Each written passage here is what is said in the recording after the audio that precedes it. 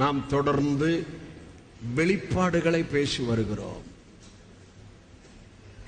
நீங்க கேட்கறது, புரிஞ்சுக்கிறது, புரிஞ்சதுல தெளிவா இருக்கிறது, அதுக்குள்ளதான் உங்களுக்கு எல்லா நன்மையும் உண்டு.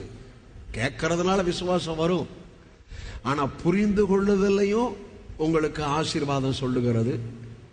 ரொம்ப தெளிவா இருக்கதான் கேட்ட வசனத்தின் ஆசீர்வாதத்தை நீங்கள் என்ஜாய் பண்ண முடியும். ஆகவே கடந்த வாரம் பரலோகத்தோட கனெக்ட் பண்ண நீங்க உங்க அட்டென்ஷன் எல்லாம் இங்க வைங்க, அங்கங்க பார்த்துட்டு இருக்காதீங்க. இங்க அங்க பாக்குறதுக்கு சர்ச்சுக்குள்ள வரல, உங்க கவனத்தெல்லாம் நேரா இங்க பார்த்து வசனத்தை கவனமா கேளுங்க.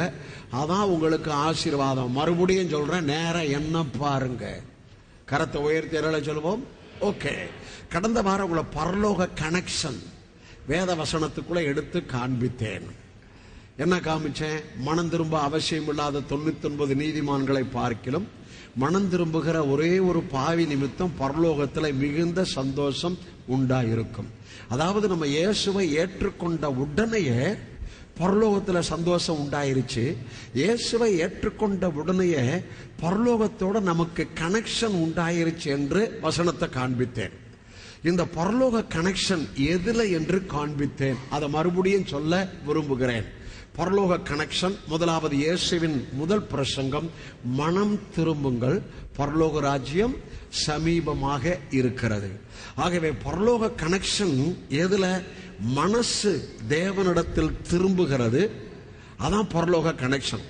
ஆகவே பரலோகத்துக்கு அடுத்த காரியத்துல, பரலோகத்துக்கு அடுத்த சத்தியத்துல உங்க மனசை வைக்க வைக்க வைக்க பரலோக ராஜ்யம் உங்களுக்குள்ளே பலப்படும். அதான் முக்கியமான காரியம். பரலோக ராஜ்யம் நமக்குள்ளே பலப்படும் போது, நல்லா கவனிங்க, பிசாசு துரத்தினபடியால் பரலோக ராஜ்யம் நமக்குள்ள வந்துருச்சு. ஆனா தன்னில் தானே பிரிந்திருக்கிற எந்த ராஜ்யமும் பலப்படாது என்று வேதம் சொல்லுகிறார். நமக்குள்ள ராஜ்யம் வந்துருச்சு, ஆனா ராஜ்யம் என்ன ஆகணும்? பலப்படணும். வேதத்துல பவுல் சொல்லுகிறார், கிறிஸ்துவின் கிருபையில பலப்படு. ஆகவே அந்த ராஜ்யம், நமக்குள்ள வந்த தேவ ராஜ்யம் பலப்பட வேண்டும். அது எதற்குள்ளே பலப்படும்? நம்முடைய மனதை பரலோகத்துக்கு அடுத்த காரியத்தில் வைக்க வைக்க வைக்க பரலோக ராஜ்யம் நமக்குள்ளே பலப்படும். தனக்குத்தானே பிரிந்திருக்கிற எந்த ராஜ்யமும் தானாகவே விழுந்து போகும். ஆகவே நமக்குள்ள பரலோக ராஜ்யம் பலப்படுவதற்கு நம்முடைய மனதை, சிந்தையை அந்த பரலோகத்துக்கு அடுத்த காரியத்திலே வைக்க வேண்டும். பரலோக ராஜ்யம் எங்க வந்திருக்கு? உங்களுக்கு உள்ள. உங்களுக்குள்ள எத்தனை பகுதி இருக்கு? ஆவி, ஆத்துமா, சரீரம் என்ற 3 பகுதி இருக்கிறது. இந்த ஆவி என்ன ஆயிடுச்சு? நித்திய மீட்பை பெற்றுக்கொண்டது. இனிமேல் நீங்கள் செயல்படுவது எதுல? ஆத்துமாவில. இனிமேல் நீங்கள் எதுல வாழணும்? ஆத்துமா வாழ்கிறது போல எல்லாவற்றில் வாழ்ந்த சீக்கிர வாழ்வுதான் உங்களுக்கு வேதம் போதிக்கிறது. ஆத்மாவின் பகுதியில் என்ன உண்டு? சிந்தை உண்டு, உணர்வு உண்டு, அறிவு உண்டு, செயல்பாடு உண்டு. ஆகவே நமக்குள்ளே தேவராஜ்யம் ஸ்ட்ராங் ஆக வேண்டும் என்றால் இந்த மனது தேவனுக்கு அடுத்த காரியத்தில் செலுத்த செலுத்த செலுத்த தேவராஜ்யம் நமக்குள்ளே பலப்படுகிறது. சரியா கவனிங்க, மறுபடியும் சொல்றேன். நமக்குள்ள 3 பகுதி உண்டு: சரீரம், ஆவி, ஆத்மா. இப்ப எதை சொல்றேன்? இந்த மனது தேவனுக்கு அடுத்த காரியத்தில் போக போக உங்க சரீரம் ரொம்ப ஆரோக்கியமா இருக்கும். உங்கள் சரீரம் தேவனுடைய ஆரோக்கியத்தை வெளிப்படுத்தி கொண்டே இருக்கும். அதைத்தான் இப்போது உங்களுக்கு சொல்லிக் கொண்டிருக்கிறேன். கரத்தை உயர்த்தி சொல்வோம். ஓகே, முதலாவது மனதை சொன்னேன். 2வது எதை சொன்னேன்? போன வாரம் ஆவி. அதுக்கு எந்த வசனத்தை உங்களுக்கு காண்பிச்சேன்? எந்த வசனத்தை காண்பிச்சேன்? ஓகே, நான் மறுபடியும் சொல்றேன். பூமியில உங்களுக்கு பொக்கிஷங்களை சேர்த்து வைக்க வேண்டாம், பூச்சியும் துருவும் கெடுக்கும், திருடர்கள் கண்ணமிட்டு திருடுவார்கள். பரலோகத்தில் உங்களுக்கு பொக்கிஷத்தை சேர்த்து வையுங்கள். உங்கள் பொக்கிஷம் எங்கே இருக்கிறதோ அங்கே உங்கள் இருதயம் இருக்கிறது. அப்ப நம்முடைய ஆவி இருக்க, அதான் இருதயம். இந்த ஆவி அல்லது இருதயம் இந்த பரலோகத்துக்கு அடுத்த காரியத்துல தான் கனெக்ஷன் ஆகியிருக்கணும். அப்ப 2 கனெக்ஷன். முதலாவது சிந்தையில கனெக்ஷன், நம்முடைய ஆவியில கனெக்ஷன். பரலோகத்துக்கு அடுத்த காரியத்துல இருக்க இருக்க இருக்க பரலோக ராஜ்யம் நமக்குள்ள ஸ்ட்ராங் ஆவது மாத்திரமல்ல, நம்முடைய சரீரம் ஆரோக்கியமா இருப்பது மாத்திரமல்ல, நமக்குள் இருந்து பரலோக ராஜ்யம் உலக மக்களுக்கு ஒரு ஆசீர்வாதத்தை கொண்டு வரும். கரத்தை உயர்த்தல சொல்வோம். அல்லேலூயா. சரி, உங்களை குறித்து வேதம் சொல்லுகிறதை ஒரு வசனத்தை காண்பிக்க விரும்புகின்றேன். என்னோடு கூட நீங்கள் வேதத்தை திருப்பி பாருங்க. வெளிப்படுத்தின விசேஷம் 12ஆம் அதிகாரம். வெளிப்படுத்தின விசேஷம் 12ஆம் அதிகாரம் 12ஆம் வசனத்தை நான் வாசிக்க போறேன், அப்புறம் நீங்களும் வாசிக்க போறீங்க. The book of Revelation chapter 12 verse 12. ஆகையால் பரலோகங்களே, அவைகளில் வாசமாய் இருக்கிறவர்களே, களி கூறுங்கள். ஓகே, வாசிப்போமா? இதை மட்டும் வாசிப்போம். 1 2 3 சத்தம் போட்டு வாசிங்க. ஆகையால் பரலோகங்களே, அவைகளில் வாசமாய் இருக்கிறவர்களே, என்ன கூறுங்கள்? ஆகையால் என்ற வார்த்தை. அப்ப மேலக்கும் மேல் இருக்கிற வசனத்தோட கனெக்ஷன். வேதத்தை தெளிவா வாசிங்க. மறுபடியும் மறுபடியும் சொல்றேன், எதை ஆவியானவர் வலியுறுத்துகிறார், இந்த பகுதியில நமக்கான போதனை என்ன, இந்த பகுதியில எனக்கான வாக்குத்தத்தம் என்ன, இந்த பகுதியில் எனக்கான ஆசீர்வாதமான வார்த்தை என்ன, அப்படி புரிஞ்சு வாசித்தாதான் உங்க வாசிப்பு தியானமாய் மாறும். அந்த தியானம் தான் நீங்கள் செய்வதெல்லாம் ஆசீர்வாதமாக்கும். ஆகையால் பரலோகங்களே, அப்படித்தானே வாசித்தோம். அப்ப ஆகையால் என்றால் என்ன? மேல இருக்கிற வசனத்தை எல்லாரும் வாசிக்க போறோம். 1 2 3 11 வாசிங்க. மரணம் நேரிடுகிறதா இருந்தாலும் அதற்கு தப்பும்படி தங்கள் ஜீவனையும் பாராமல் ஆட்டுக்குட்டியின் இரத்தத்தினாலும் தங்கள் சாட்சியின் வசனத்தினாலும் அவனை பாருங்க. மேல என்ன வருது? ஆட்டுக்குட்டியின் ரத்தம் வருது. இரண்டாவது சாட்சியின் வசனம் வருது. இந்த ஆட்டுக்குட்டியின் ரத்தத்தினாலும் ஆட்டுக்குட்டியானவரை குறித்த சாட்சியின் வசனத்தினாலும் அவனை ஜெயித்தார்கள். யார? சத்ருவ. அப்ப சத்ருவின் மேல் ஜெயம் எதுக்குள்ளதான் வருது? இயேசுவின் ரத்தத்துக்குள்ளதான் வருது. இயேசுவை குறித்த வார்த்தையில் தான் சத்ருவின் மேல் ஜெயம் வருகிறது. இப்ப இயேசு யாரு? பிசாசை ஜெயித்தவர், பிசாசின் தலையை நசிக்கினவர். ஆகையால் உங்களுக்கு தான் எனக்கு தான். யோவான் அப்போஸ்தலன் சொல்லுகிறாரு, எப்பா உங்களுக்கு ஆட்டுக்குட்டியின் ரத்தத்தினால சாட்சியின் வசனத்தினால தான் ஜெயம் உண்டு. ஏனென்றால் இயேசு ரத்தத்தினால வசனத்தினாலதான் அவனை ஜெயித்தார். அதே ஜெயம் உங்களுக்கும் இயேசுவின் ரத்தத்துக்குள்ள உண்டு. உங்கள் வாயில பேசுகிற இயேசுவை குறித்த வசனத்துல உண்டு. ஆகவே இயேசு ஜெயம் எடுத்தபடியால் அந்த ஜெயத்தை உங்களுக்கும் அதே முறைமையில தேவன் கொடுத்திருக்கிறபடியால் நீங்கள் பரலோகங்கள் என்று முதலாவது யோவான் அப்போஸ்தலன் சொல்லுகிறார். ஆகையால் பரலோகமா பரலோகங்களேயா? ஆயத்தனை சொல்லுங்க. பரலோகம் அல்ல, பரலோகங்களே. பன்மை. நீங்க எத்தனை பேர் உட்காந்துக்கிறீங்க? சரி, ஒரு 300 பேர் இருக்கிறீங்க. உங்களை பார்த்து ஆவியானவர் சொல்லுகிறார், என்ன உங்களை பார்த்து ஆவியானவர் சொல்லுகிறார்? பரலோகங்களே. என்ன நீங்க பரலோகம் இல்லையா? ஐயா, நீங்க தாயா பரலோகம். இந்த பூமியில நீங்க தான் பரலோகம். இந்த பூமியில சபைதான் பரலோகம். இந்த பூமிக்கு பரலோகத்தை கொடுப்பதற்காகத்தான் உங்களை தேவன் அவருடைய ராஜ்யத்துக்குள்ளே கொண்டு வந்திருக்கிறார்.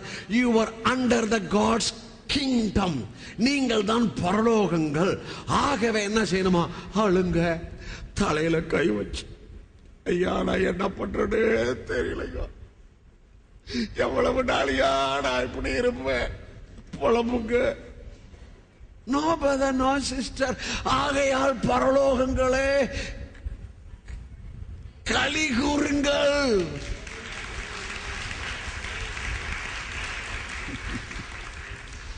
சந்தோஷப்படுகிறத விட களி கூறுதல் ரொம்ப இன்னும் ஹை எக்ஸ்பீரியன்ஸ். சந்தோஷம் வேற, அப்புறம் என்னது வரமாட்டேங்குது. ஹாப்பினஸ் வேற, ஜாய் வேற, ரிஜாய்ஸ் வேற. உங்களை என்ன ஆவியானவர் சொல்லுகிறார், ரிஜாய்ஸ் இன் தி லார்ட். பிலிப்பியர் 4ஆம் அதிகாரம். நீங்க தேவனுடைய பிள்ளைகள், கர்த்தர் கர்த்தருக்குள் எப்போதாவது சந்தோஷப்படுங்க. ஆசீர்வாதம் வர்றப்ப சந்தோஷப்படுங்க. எனக்கு இன்கிரிமெண்ட் வந்துருச்சு, சந்தோஷப்படுங்க அப்படின்னா சொன்னாரு. கர்த்தருக்குள் எப்போதும் சந்தோஷமா இருங்கள், சந்தோஷமா இருங்கள் என்று மறுபடியும் நான் உங்களுக்கு சொல்லுகிறேன். அவங்கதான் பரலோகம். பரலோகம் நமக்குள்ள வந்துருச்சையா. ஆகவே பரலோகங்களே கலிகூறுங்கள். எதன் அடிப்படையில் நீங்களும் நானும் கலிகூற வேண்டும்? இயேசு பிசாசு மேல் ஜெயம் எடுத்து இந்த பூமியில எல்லாவற்றையும் எனக்கா செஞ்சு முடிச்சிட்டாரு. உங்களுக்கு தான் எனக்கா செஞ்சு முடிச்சிட்டாரு. ஆகவே நான் இனிமே விசுவாசிக்க வேண்டியது இதுக்குள்ளேயே நான் கலிகூர்ந்து கொண்டிருப்பேன், இதுக்குள்ளே எப்போது சந்தோஷமா இருப்பேன் என்ற நிலைமையிலே நீங்கள் இருக்கும் போது பரலோக ராஜ்யம் உங்களுக்குள்ள என்னப்படுகிறது? பலப்படுகிறது. பரலோக ராஜ்யம் உங்களுக்குள்ள என்னப்படுகிறது? சொல்லுங்க. பலப்படுகிறது. ஓகே, இப்போது இன்னும் விளக்கத்தை உங்களுக்கு சொல்ல விரும்புகிறேன். போன வாரம் சொன்னதுல கொஞ்சம் சொல்ல விரும்புகிறேன். அது என்ன? இஸ்ரவேல் ஜனங்கள் எகிப்தை விட்டு வந்தபோது சீனாய் மலையிலே பிரமாணம் கொடுத்தார். இந்த பிரமாணத்தில் தேவன் பரலோகத்தை கொடுத்த ஒரு காரியத்தை அவர்களுக்கு சொல்லவில்லை. பரலோக ராஜ்யத்துக்கு அடுத்த காரியம் ஒன்றையும் அவர்களுக்கு சொல்லவில்லை. அப்ப எந்த காரியத்தை சொன்னார்? பூமியில அவர்கள் தேவனிடத்தில் பெற்ற கற்பனையை கை கொண்டு அதில் வாழ்கிற வாழ்வையும், அந்த கற்பனையில் உள்ள ஆசீர்வாதம் இல்ல சாபம், இதைத்தான் அவர்களுக்கு தேவன் சொன்னார். இதை நீங்க நல்லா புரிஞ்சுக்கணும். சரி, ஆனால் ஆபிரகாம், ஈசாக்கு, யாக்கோபு, யோசேப்பு, அந்த ஆபிரகாமுக்கு என்ன வெளிப்பாடு இருந்தது? ஏற்கனவே சொன்ன, மறுபடியும் சொல்றேன், புரிஞ்சு கொள்ளபடி சொல்றேன். ஆபிரகாமுக்கு என்ன வெளிப்பாடு இருந்தது? எபிரேயர் 11 நாம் ஆபிரகாமுக்கு உரிய வெளிப்பாட்டை பார்க்கிறோம். தாங்கள் விட்டு வந்த தேசத்தை நினைத்தார்களே, ஆனால் அதற்கு திரும்பி போக அவர்களுக்கு சமயம் கிடைத்திருக்குமே. அதையல்ல, தேவன் உண்டு பண்ணின பரம தேசத்தையே விரும்பினார்கள். திட அஸ்திபாரமுள்ள நகரத்துக்கு காத்திருந்தார்கள். அப்ப ஆபிரகாமுக்கு என்ன வெளிப்பாடு இருந்தது? பரலோகத்தை குறித்த வெளிப்பாடு இருந்தது. இந்த வெளிப்பாட்டை யார் கொடுத்தது? தேவன் கொடுத்தார். ஆகவே அந்த வெளிப்பாட்டுக்குள் தான் அவர்கள் வாழ்ந்தபடியால், அந்த வெளிப்பாட்டுக்குள்ள நல்ல கவனிங்க, அந்த வெளிப்பாட்டுக்குள் வாழ்ந்தபடியால் தான் உலகத்திலும் தேவனுடைய ஆசீர்வாதத்தை அவர்கள் அனுபவித்தார்கள். கடைசி வரைக்கும் அவர்கள் விசுவாசத்தை காத்துக்கொண்டார்கள். உலகத்தில் சீமானாய் இருந்தாலும், பொன்னும் வெள்ளியுடைய சீமானாய் இருந்தாலும், பூமி தாங்க முடியாத ஆசீர்வாதம் உடையவர்களாய் இருந்தாலும், கடைசி வரை அந்த பொன்னோ அந்த வெள்ளியோ இந்த உலகத்தின் ஆசீர்வாதமோ அவர்களை தேவனை விட்டு பிரிக்கவில்லை. ஏனென்றால் அவர்கள் எண்ணம் பரலோகத்துக்கு அடுத்ததாய் இருந்தது. ஆகவே இந்த பூமியிலே எந்த ஆசீர்வாதத்திலும் அவர்கள் சாட்சியாய் இருந்தார்களே தவிர அந்த ஆசீர்வாதம் தேவனை விட்டு பிரிக்கவில்லை, பிரிக்க முடியாது. என்ன உங்களுக்கு சொல்றேன்? இதன் மூலம் உங்களுக்கு சொல்ற கருத்து என்ன? நம்ம எண்ணத்தை மேல வச்சோம்னா கீழே எல்லாம் என்னுடையது, உங்களுடையது. நம்முடைய எண்ணத்தை பரலோக ராஜ்யத்துக்கு அடுத்த காரியத்தில் நாம் வைத்து இருப்போமே, ஆனால் கீழே ஆபிரகாமின் ஆசீர்வாதம் என்னுடையது. ஈசாக்குக்கு, யாக்கோபுக்கு, யோசேப்புக்கு தேவன் என்ன செயல்பட்டாரோ அதே செயல்பாட்டை எனக்கும் தேவன் செய்வார். ஏனென்றால் உங்களை அழைத்தவர் உண்மையுள்ளவர். உங்களை எதற்குள் அழைத்திருக்கிறார்? Please listen. உங்களை எதற்குள் அழைத்திருக்கிறார்? ஆபிரகாமோடு செய்த உடன்படிக்கைக்குள்ளே. நல்லா கவனிக்கணும். ஆதியாகமம் 17 உங்களை குறித்து சொல்லிவிட்டார், என்னை குறித்து சொல்லிவிட்டார். உன் சந்ததியோடும் உன் சந்ததியின் சந்ததியோடும் இந்த உடன்படிக்கையை நான் ஸ்தாபிக்கிறேன், இந்த உடன்படிக்கையை ஏற்படுத்துகிறேன் என்று சொல்லிவிட்டார். எப்ப அந்த உடன்படிக்கை செய்தாரோ, எப்ப அந்த வார்த்தையை சொன்னாரோ, ஆபிரகாமுக்கு கொடுத்த 7 ஆசீர்வாதத்தில் ஒரு ஆசீர்வாதம், உனக்குள் ஆபிரகாமே, உனக்குள் பூமியின் சகல குடும்பங்களும் ஆசீர்வதிக்கப்படும். பூமியில 2 குடும்பம் உண்டு. ஒன்று யூத குடும்பம், இன்னொன்று புறஜாதிகள் குடும்பம். நீங்கள் நானும் காட்டொலிவ மரம், அவர்கள் ஒலிவ மரம். அன்றே ஆபிரகாமுக்கு சொல்லிவிட்டார், பூமியின் சகல குடும்பங்களும் புறஜாதிகளும் உனக்குள் ஆசீர்வதிக்கப்படும் என்று ஆதியாகமம் 12 சொன்னார். ஆதியாகமம் 17 உங்களோடு என்னோடு செய்ய போகிற உடன்படிக்கை ஆபிரகாமுக்கு ஏற்படுத்தினார். அந்த உடன்படிக்கைக்குள்ளே நீங்களும் நானும் வரும்படி இயேசுவானவர் விசேஷித்த வாக்குத்தத்தங்களின் பேரில் ஸ்தாபிக்கப்பட்ட புதிய உடன்படிக்கையின் மத்தியஸ்தரானார். அவர் மத்தியஸ்தராகி இந்த பூமியிலே எல்லாவற்றை செய்து முடித்து, நீங்கள் கிறிஸ்துவனுடையவர்களானால் ஆபிரகாமின் சந்ததியாயும் வாக்குத்தத்தத்தின்படி சுதந்திரராயும் இருக்கிறீர்கள் என்ற நிலைமையில உங்களை அந்த நிலைமைக்கு கொண்டு வந்து விட்டார்.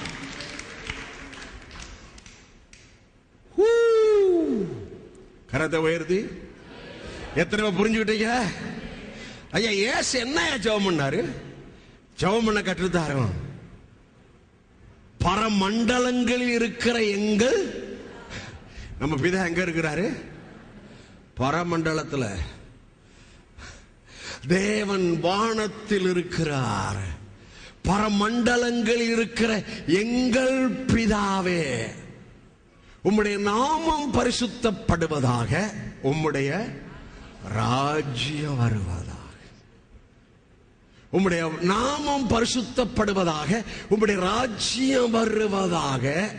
கடைசியில் எப்படி முடியுது? அதேனென்றால் ராஜ்யமும் வல்லமையும் மகிமையும் என்றென்றைக்கும் உம்முடையவைகள்.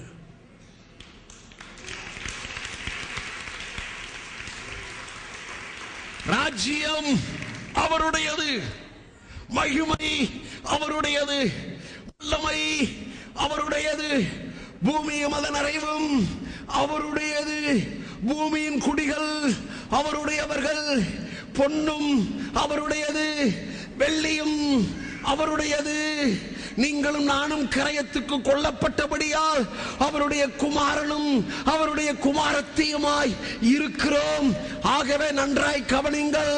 அந்த தகப்பன் மூத்த குமாரனை பார்த்து சொன்னான், நீ எப்போதும் என்னோடு இருக்கிறாய், என்னுடையதெல்லாம் உன்னுடையது, உன்னுடையது எல்லாம் என்னுடையது என்று சொன்னார். அப்ப என்ன அர்த்தம்?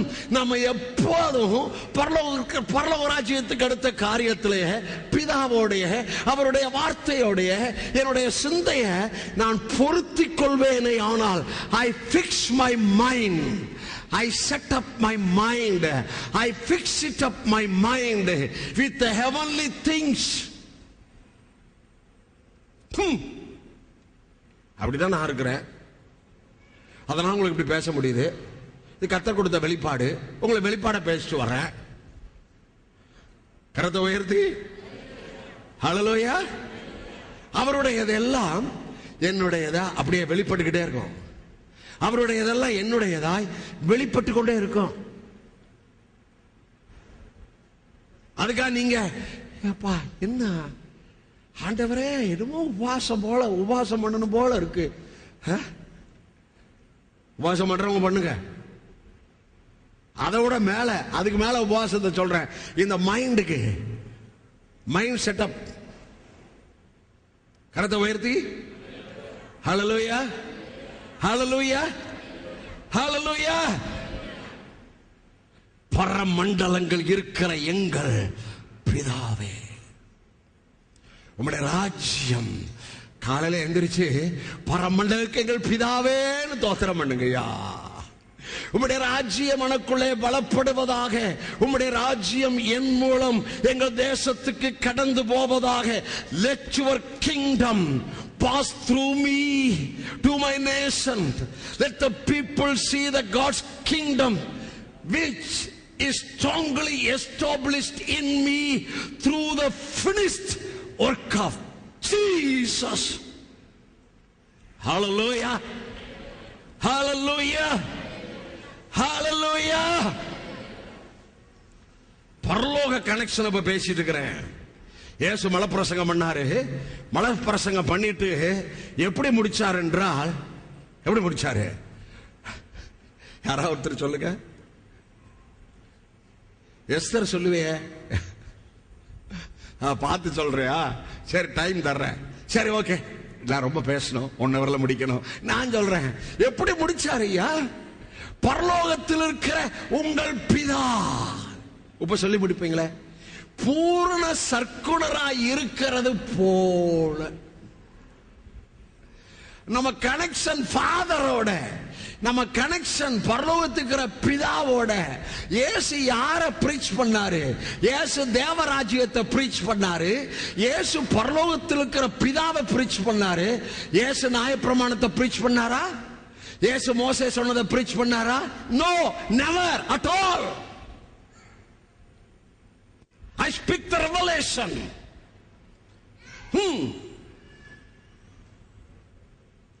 பரலோகத்தில் இருக்கிற உங்கள் பிதா பூரண சர்க்குணராய் இருக்கிறது போல எல்லாவற்றிலும் பூரண சர்க்குணராய் இருக்க கடவி. இருக்க என்ற வார்த்தை என்ன அர்த்தம்? பரலோகத்துக்கிற பிதா பூரண சர்க்குணராய் இருக்கிறது போல அதை செய்யுங்க இதை செய்யுங்கன்னு சொல்லல. பரலோகத்துக்கிற பிதா பூரண சர்க்குணராய் இருக்கிறது போல நீங்களும் இருக்க கடவீர்கள். அப்ப அவர் பண்ணார் பாருங்க, 5ஆம் அதிகாரம் 6ஆம் அதிகாரம் பிரசங்கம். அதுல என்னென்ன சொன்னாரோ அதுதான் உங்களுக்குள் பரலோக ராஜ்யத்தை ஸ்ட்ராங்கா எஸ்டாப்ளிஷ் பண்ணும். அவர் பூரண சர்க்குணராய் இருக்கிறது போல நான் பூரண சர்க்குணராய் நீங்க பூரண சர்க்குணராய் இருக்க வேண்டும் என்றால் 5ஆம் அதிகாரத்தில் சொன்ன, 6ஆம் அதிகாரத்தில் சொன்ன, 7ஆம் அதிகாரத்தில் சொன்ன அதை எல்லாம் உங்க வாழ்க்கையில கொண்டு வாருங்க. You bring it out in your day-to-day life. வாழ்க்கையின் பிரசங்கம் தான் இயேசு போதித்தார். வாழ்க்கையின் பிரசங்கம் போதிக்கப்படுகிற சபை ஆயத்தப்படுகிற சபை. They always speak rules and regulation. No, that not at all prepare for the Jesus second coming. எத்தனை பேட சொன்னது நல்லா விளையுங்கிறீங்க?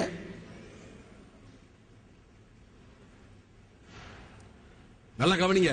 இப்ப இன்னும் ஒரு வெளிப்பாடு கொடுக்க போறேன்.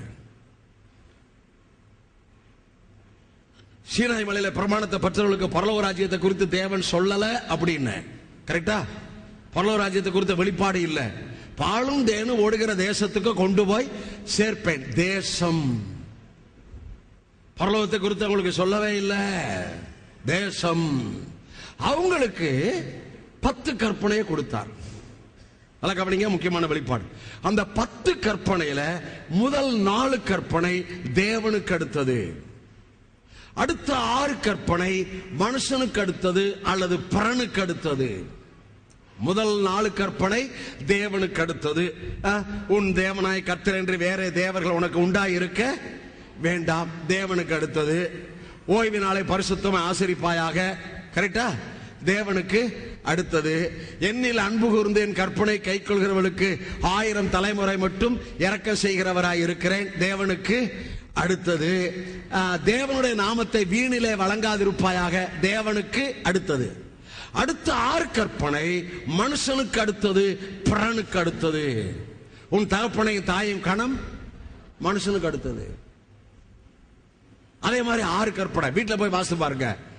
6 கற்பனை மனுஷனுக்கு அடுத்தது. பொய் சொல்லாதிருப்பாயாக, களவு செய்யாதிருப்பாயாக, பிறனுடைய அதெல்லாம் இச்சியாதிருப்பாயாக. இதெல்லாம் மனுஷனுக்கு அடுத்தது. அப்ப 10 கற்பனையில 4 தேவனுக்கு அடுத்தது, 6 மனுஷனுக்கு அடுத்தது, பிறனுக்கு அடுத்தது. ஆனா தேவன் தம்முடைய குமாரனை கொடுத்தாரு. அந்த குமாரனுக்குள்ள அந்த 10 எடுத்துட்டு புதிய ஏற்பாட்டு சபைக்கு 2 கற்பனையை கர்த்தர் கொடுத்தார். அந்த 2 கற்பனையில முதல் கற்பனை தேவனுக்கு அடுத்தது, 2வது கற்பனை மனிதனுக்கு அடுத்தது.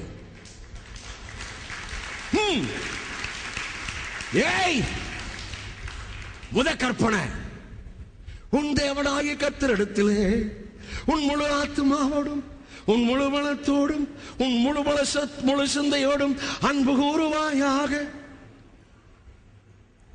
அடுத்த கற்பனை, உன்னிடத்திலே நீ அன்பு கூறுவது போல பிறனிடத்திலும் அன்பு கூறுவாயாக. ஐயா 10 இயேசு சிலுவையில நிறைவேற்றிட்டார். ஐயா கிறிஸ்து நியாயப்பிரமாணத்தின் முடிவாய் இருக்கிறார். 10 இயேசு நிறைவேற்றி சிலுவையில நிறைவேற்றி இப்போது தேவன் தம்முடைய குமாரன் மூலம் சபைக்கு கொடுத்த ஒரே கற்பனை. எத்தனை கற்பனை? அந்த கற்பனைக்கு இயேசு சொல்றாரு புதிய கற்பனை. என்ன கற்பனை? நீங்க கிறிஸ்துவுக்குள்ள யாரு? புதிய சிருஷ்டி. உங்களுக்கு பழைய கற்பனையா புதிய கற்பனையா? 10 1 1 இயேசு பிதாவுக்கு எத்தனை குமாரன்? ஒரே குமாரன், முதற் பேரானவராகிய குமாரன். அந்த குமாரனுக்குள்ள இப்போது ஒரே ஒரு கற்பனையை தான் சபைக்கு கொடுத்திருக்கிறார். இந்த கற்பனையை இன்னைக்கு எல்லாம் மறந்துட்டாங்க, பழசுலயே இருக்கிறாங்க. அதனால வாழ்க்கை மாறல, சுபாவம் மாறல, தன்மை மாறல, குறை சொல்றது மாறல, குற்றம் கண்டுபிடிக்கிறது மாறல, பிறனை ரகசியமாய் சங்கரிக்கிறது மாறல, தூசிக்கிறது மாறல. ஏன்? இயேசுவை குறித்த உபதேசத்தை அவங்க பெற்றுக்கொள்ள, இயேசு குறித்த உபதேசத்தை அவங்க பேசல. ஆகவே அவங்களுக்குள்ள மாற்றம் ஏற்படல. சபைக்குள்ளும் நோ சேஞ்ச். கனடால இருந்து ஒரு சிஸ்டர் போன் பண்ணாங்க. போன தடவை இந்தியாவுக்கு வர்றதுக்கு முன்னால சால்வேஷன் டிவியில் உங்க ப்ரோக்ராம் பார்த்துட்டு இருக்கிறோம். இது புது ரெவலேஷன், வி ஆர் என்ஜாயிங். நாங்க சென்னைக்கு வரோம், எத்தனை டிவிடி இருக்கோ போட்டு வைங்க. 58 டிவிடி போட்டு வச்சோம். வீட்டில இருந்து வாங்கிட்டு போனாங்க. போன வாரம் மறுபடியும் போன் பண்ணாங்க. என்ன போன் பண்ணாங்க? இந்த 58 டிவிடியும் எங்க வீட்டுக்காரர் உட்கார்ந்து பார்த்தாரு, ஃபுல்லா பார்த்தாரு. ஓ, பாஸ்டர் பேசுறதெல்லாம் இதுவரை கேட்காத சத்தியம், இட்ஸ் ரெவலேஷன் என்று அவர் கூப்பிட்டார். அவர் 2 தடவை கூப்பிட்டப்ப நான் வீட்டில் இல்லை. 3ஆவது தடவை கூப்பிட்டப்ப நான் இருந்தேன். அவர் நல்லா மனப்பூர்வமா எனக்கு உற்சாகமா சொன்னார், பாஸ்டர் நான் எல்லா செய்தியும் கேட்டேன், it's revelation, we are so blessed அப்படின்னாங்க. சரி, அதுக்கு பின்னால அவங்க நவம்பர்ல வந்தாங்க நினைக்கிறேன். அதுக்கு பின்னால எவ்வளவு செய்தி நீங்க கொடுத்திருக்கிறீங்களோ அது எல்லாம் எங்களுக்கு தேவை, அதை நாங்க கேட்க விரும்புகிறோம். ஆகவே அந்த கொரியர்ல விசாரிச்சு எவ்வளவு அதுக்கான கரையம் செலுத்தும் அதெல்லாம் சொல்லுங்க. நாங்க மறுபடியும் கான்டாக்ட் பண்றப்ப நீங்க மறுபடியும் நவம்பருக்கு பின்னால கொடுத்த செய்தி எல்லாம் நாங்க கேட்கணும், நாங்க பார்க்கணும். மறுபடியும் மனைவிட்ட கொடுத்தாரு. மனைவி சொன்னாங்க, பாஸ்டர் உங்க சர்ச்சுக்கு பக்கத்துல நாங்க இல்லைன்னு ரொம்ப ஃபீல் பண்றோம் பாஸ்டர். என்னங்க, நம்ம சர்ச்சு தான் அவங்க சொல்றாங்க, நீங்க அமைதியா இருக்கிறீங்க. நம்ம சர்ச்சுக்கு பக்கத்துல நாங்க இல்லைன்னு ரொம்ப ஃபீல் பண்றோம் பாஸ்டர். நான் ஏற்கனவே உங்களுக்கு சொல்லிக்கிட்டே இருக்கிறேன், சாலமோனுக்கு முன்பாக நின்று அவன முகத்தை பார்க்கிறவங்களும் அவன் சத்தியத்தை கேட்கிறவங்களும் பாக்கியவான்கள் என்று வேதம் சொல்லுகிறது. என் முகத்தை வார வாரம் பார்க்கிறீங்களே நீங்க பாக்கியவான்கள், என் மூலம் வெளிப்பாடுள்ள பிரசங்கத்தை கேட்டுட்டு வர்றீங்களே நீங்க பாக்கியவான்கள். ஒரு ஆமென் சொல்ல மாட்டீங்களே. இயேசு போல கொடுத்தது ஒண்ணு. யோவான் சுவிசேஷம் 15ஆம் அதிகாரம் எடுங்க.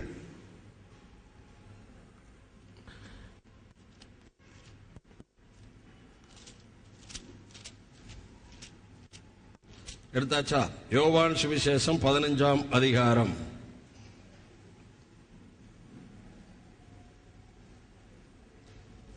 15, 12 எல்லாரும் வாசிக்க போறோம். 1, 2, 3 வாசிங்க. நான் உங்களில் அன்பாயிருக்கிறது போல நீங்களும் ஒருவரில் ஒருவர் அன்பாயிருக்க வேண்டும் என்பதே என்னுடைய கற்பனையாய். இயேசுடைய கற்பனை ஒண்ணுதான். நான் உங்களில் அன்பாயிருக்கிறது போல நீங்களும் ஒருவரில் ஒருவர். கணவன் மனைவிகளே அன்பாயிருங்கள் ஒருவரில் ஒருவர். சபையில் இருக்கிற விசுவாசிகளே ஒருவரில் ஒருவர் அன்பாயிருங்கள். நல்ல கவனிங்க, நம்ம தேவராஜ்யத்தில் இருக்கிறோம். தனக்குத்தானே பிரிந்திருக்கிற ராஜ்யம் நிலை நிற்க மாட்டாதே. அப்ப சாத்தான் என்ன பண்ணுவான்? உங்களுக்குள் இருக்கிற தேவ ராஜ்யத்தை பலவீனப்படுத்த இந்த அன்பை எடுத்து அந்த தேவராஜ்யத்தில் பிரிவினை கொண்டு வருவான். எப்படி? கசப்பு, வைராக்கியம், பொறாமை, எரிச்சல், அன்பு தாழ்ச்சி. இதுக்குள்ள என்ன ஆகுனா உங்களுக்குள் இருக்கிற தேவ ராஜ்யம் பலவீனப்படும். இதெல்லாம் நான் புரிஞ்சு கர்த்தர் ரெவலேஷனா உங்களுக்கு பேசிட்டு வர்றார். நான் உங்களில் அன்பாய் இருக்கிறது போல நீங்களும் ஒருவரில் ஒருவர் அன்பாய் இருங்கள் என்ற ஒரே கற்பனையை, புதிய கற்பனையை நான் உங்களுக்கு தருகிறேன். ஆமென். ஹல்லேலூயா. இப்ப இன்னொரு வெளிப்பாடு உங்களுக்கு சொல்ல போறேன். இந்த